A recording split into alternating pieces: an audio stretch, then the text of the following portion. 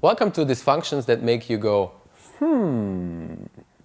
Which dysfunction are you looking for when you assess the leg alignment in your clients? We at Syzygy found that changes in the femur mechanics during the loading phase of the step can cause a lot of problems in the lower extremity. We invite you to explore with us 5 common dysfunctions that we see in the lower extremity. We're going to look at the leg alignment test with our client Sarah. So if we take a look at Sarah's right leg, we see that once she lifts up the back leg, her knee shakes in and out. When she does it then, you can also look at the toes, how she's compensating by lifting up her toes while she's doing the leg alignment test. In this video, we would like to focus on meniscus problems or knee problems.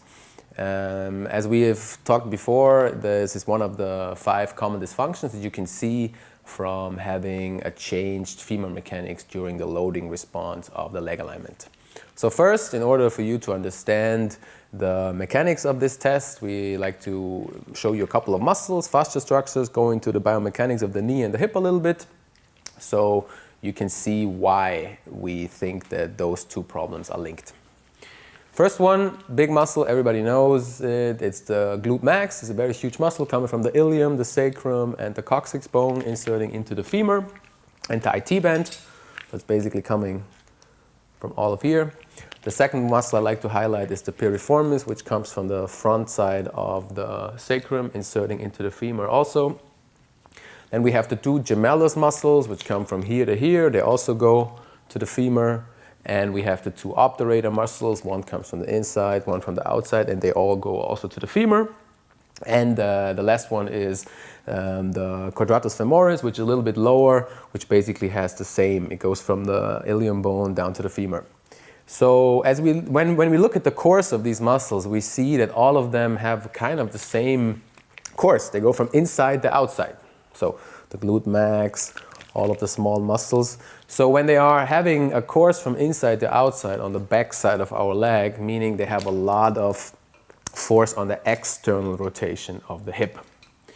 So as we seen in the test with Sarah, as soon as she lifted her back leg up, her knee caved in, and then it caved out again. It caved in, it caved out. So that meaning as soon as she puts pressure on her leg, the external rotators in her hip couldn't stabilize the femur enough, so the knee went in. Then she tried to compensate it by moving out. So it was a little bit of a late response.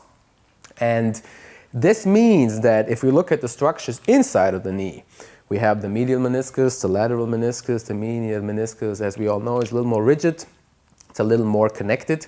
So when we have a constant rotation, because the meniscus doesn't like rotation, we have a constant rotation happening with every step. We put a lot of pressure on the meniscus, and the meniscus also doesn't like pressure and rotation.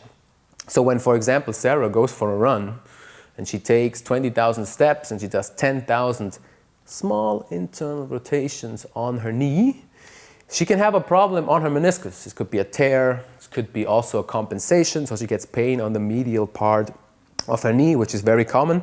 And also she's going to have a high risk of having an injury on this side. But the problem might be, as we believe, up here. Because if she could stabilize her femur in the right moment, she wouldn't cave her knee in and wouldn't put as much pressure on her medial part of the knee, or in general on the meniscus.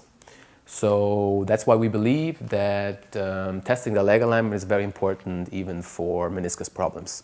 We hope that you find this video helpful and you can see the same dysfunctions that we see, and we hope that you test it with your clients. If you'd like to have more information, please visit us on our website. Thank you for watching.